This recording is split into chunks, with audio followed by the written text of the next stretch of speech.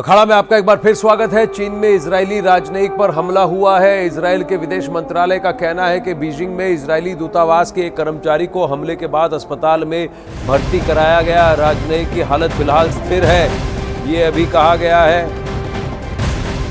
और वहीं पर हमास की ओर से और भी आतंकी हमलों की आशंका जताई गई है।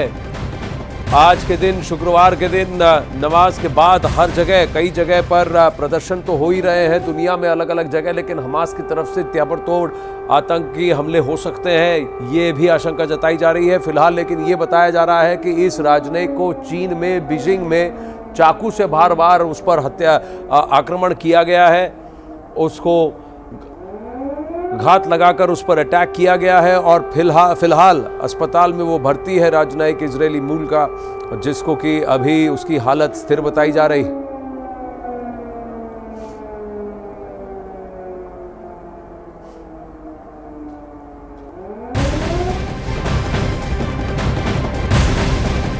वही आतंकी संगठन हमास ने एक बहुत बड़ा दावा किया है। हमास ने दावा किया है कि इजरायल के हवाई हमले में 13 बंधक मारे गए हैं, मृतकों में विदेशी भी शामिल हैं।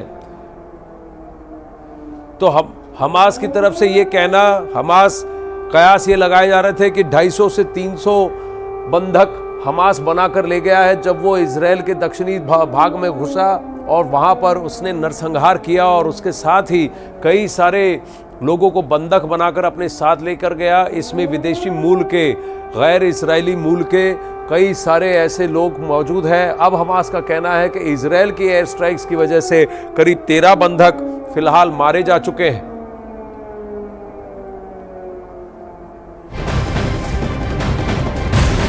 एक और बड़ी खबर इजरायल से आ रही है। अमेरिका ने कहा है कि इजरायल में 27 अमेरिकी नागरिकों की मौत हुई है, वहीं 14 अमेरिकी नागरिक अभी भी लापता हैं। दावा यह किया जा रहा है कि कई अमेरिकी नागरिक हमास की कैद में हैं।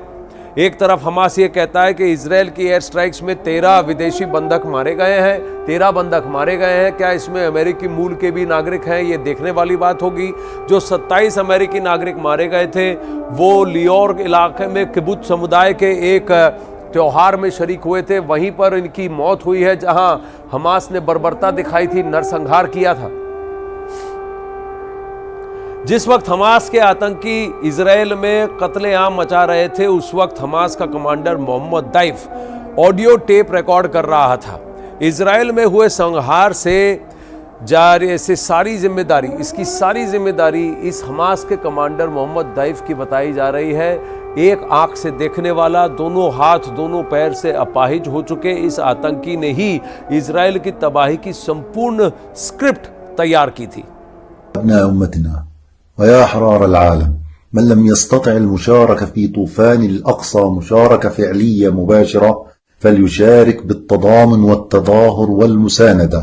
اخرجوا للساحات والميادين.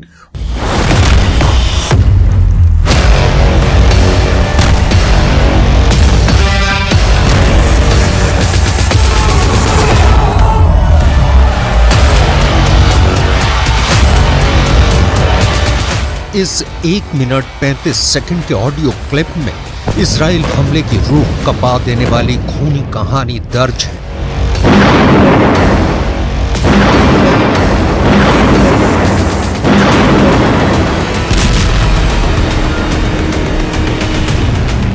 सिर्फ आवाज, बाकी कोई पहचान नहीं, क्योंकि वो अक्सर वीडियो में नकाबपोश ही नजर आता है या फिर सिर्फ उसकी परछाई ही दिखती है।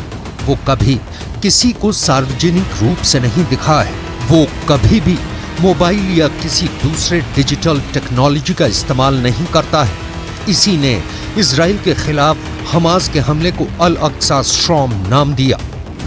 يوم الثورة الكبرى من أجل إنهاء الاحتلال الأخير ونظام الفصل العنصري الأخير في العالم।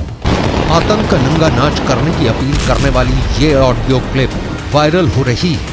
कहा जा रहा है कि ये आवाज मोहम्मद दैफ की है, लेकिन कौन है ये मोहम्मद दैफ जिसने 50 सालों में इजराइल के खिलाफ इतना बड़ा हमला कर दिया, जिसके बारे में इजराइल सोच भी नहीं सकता था? कौन है मोहम्मद दैफ जिसे मारने के लिए इजराइल की तेज तर्रार खुफिया एजेंसी मोसाद ने 7 बार कोशिश की, लेकिन वो हर बार बच निकला।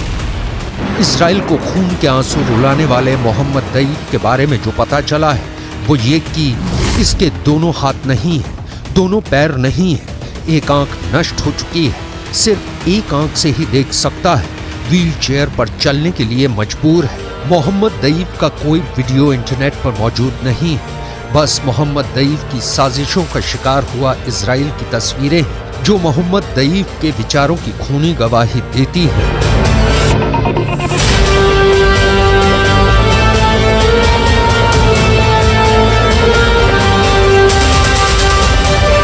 मोहम्मद दईफ की तस्वीरें भी जो आप इस वक्त अपनी स्क्रीन पर देख रहे हैं वो 20 साल पुरानी है। यानी मोहम्मद दईफ अभी कैसा दिखता है किसी को खबर नहीं, उसके बारे में गाजा पट्टी के लोगों को भी ज्यादा कुछ नहीं पता। मोहम्मद दईफ को दुनिया भर में नया ओसामा बिन लादेन का नाम दिया जा रहा है। गाजा पट्टी में मोहम्मद दईफ को लोग गेस्ट के नाम से जानते हैं क्योंकि मौत का दूसरा नाम मोहम्मद दईफ एक जगह कहीं ठहरता नहीं। मोहम्मद दईफ को नौ जिंदगी पाने वाली बिल्ली भी कहा जाता है क्योंकि कहा जाता है वो इजराइल के 9 बार के हमलों में अब तक बचता रहा है। लेकिन इंटरनेट पर मोहम्मद दईफ के बारे में जो जानकारी मौजूद है उसके मुताबिक मोहम्मद दईफ हमास के मिलिट्री विंग कस्साम का सुप्रीम कमांडर है। मोहम्मद दईफ ही इजराइल पर थल और नभ यानी पैराग्लाइडर से हमले का मास्टरमाइंड है। इसी आतंक के आका ने इजराइल को दुनिया के नक्शे से मिटाने की प्लानिंग की थी। इसी की कमान में हमास के सैकड़ों आतंकवादियों को एक साथ इजराइल भेजा गया। इसी मोहम्मद दईफ ने गाजा में बैठे बैठे इजराइल की सड़कों पर कत्लेआम की स्क्रिप्ट लिखी। इस मोहम्मद दईफ ने गाजा पट्टी के 20 लाख लोगों की जिंदगी इजराइल की मिसाइलों की ओर मोड़ दिया। अपाहिज आतंकी ने रात के अंधेरे में जो कुछ रचा उसे अब पूरा गाजा पट्टी भुगत रहा है।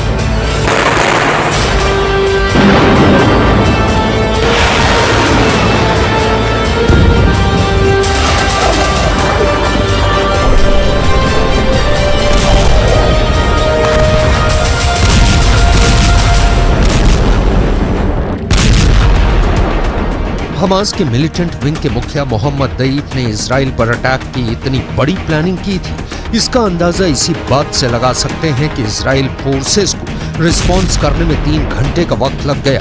इजराइल की खुफिया एजेंसी मोसाद को इस हमले की पहले भनक तक नहीं लगी। मतलब एक एक डिटेल को मोहम्मद दईफ सीक्रेट रखने में कामयाब रहा। कहा जा रहा है कि यह हमला इतना सुनियोजित और बड़े लेवल पर प्लान किया गया था, लेकिन इसकी जानकारी हमास के दूसरे आतंकी कमांडरों तक को नहीं थी जब तक कि उन्हें अटैक का ऑर्डर नहीं मिल गया।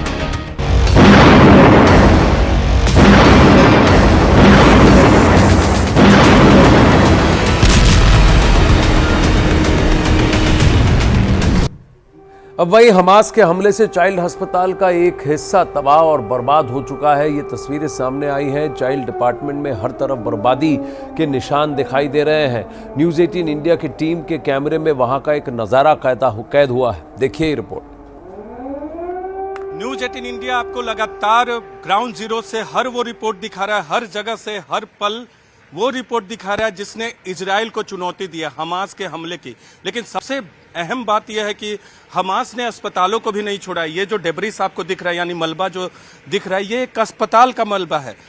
बारजिलाई अस्पताल है, बारजिलाई यूनिवर्सिटी मेडिकल सेंटर जो कि एस्थेलॉन में है, जो कि बिल्कुल बगल में है हमास के। ये कांच के टूटे शीशे आप देख सकते हैं। ये अस्पताल पर हमला किया गया है। गनीमत था कि वहाँ कोई मरीज जहाँ बैठते वहाँ नहीं, बारजिलाई यूनिवर्सिटी मेडिकल सेंटर। और अब आपको दिखाता है जो डैमेज हुआ है, ये देख सकते हैं। ये सामने का एरिया पूरा का पूरा डैमेज हुआ है। करम सिंह हमारे कैमरा पर्सन जो हमारे साथ युद्ध भूमि में लगातार हमारे साथ मौजूद है, वो आपको दिखा रहे। इस तरह से रेड रिबन से इसको प्रोटेक्टेड एरिया के तहत बना दिया गया है। और इम्पैक्ट कितना था वो आपको दिखाते हैं। इम्पैक्ट कितना था वो आपको दिखाएंगे। अस्पतालों को भी नहीं छोड़े। और ये पहला हमला था। 7 तारीख को ये हमला किया गया था। ये देखिए नीचे की दीवारें जो है दरक गई हैं। करम ये दिखाइए जो हमें देख रहे हैं न्यूज़ 18 इंडिया पे, वो देखिए नीचे की दीवार ये पूरी दरक गई है। उधर दूसरी तरफ ये दीवारें जो है मिसाइल के इम्पैक्ट से ही गिरी है। करम आप पीछे देखिएगा। और ये आपको हर तरह से तस्वीरें हम ला कर दे रहे हैं। ये डोर्स के फ्रेम थे, वो जो मलबा आपको दिखाया था पीछे में, इसी तरह के फ्रेम लगे हुए थे पूरे ऊपर, यहाँ वो गिर गया है। ये देखिए सारे फ्रेम गिरे हुए हैं और ये दीवार की स्थिति देखिए। ये तो एक तरफ से आपको इम्पैक्ट पता चलेगा 7 अक्टूबर की घटना का, जब मिसाइल से हमला किया गया। अब वही हमास के हमले के बाद इजराइल के समर्थन में कई देश आकर खड़े हुए हैं। अमेरिका के बाद ब्रिटेन ने भी इजराइल के सपोर्ट में एक बहुत बड़ा फैसला लिया है और पूर्वी भूमध्य सागर में नौसेना के 2 जहाज भेजने का फैसला भी कर दिया है। अब यूनाइटेड किंगडम के साथ और अमेरिका के साथ जर्मनी ने भी हर साथ का वादा दिया है। फ्रांस ने भी कहा है कि वो पुरजोर मदद करेगा इजराइल की और इजराइल के खिलाफ किसी भी प्रदर्शन को अनुमति फ्रांस में अब नहीं दी जाएगी, ऐसा मैक्रोन ने कहा है।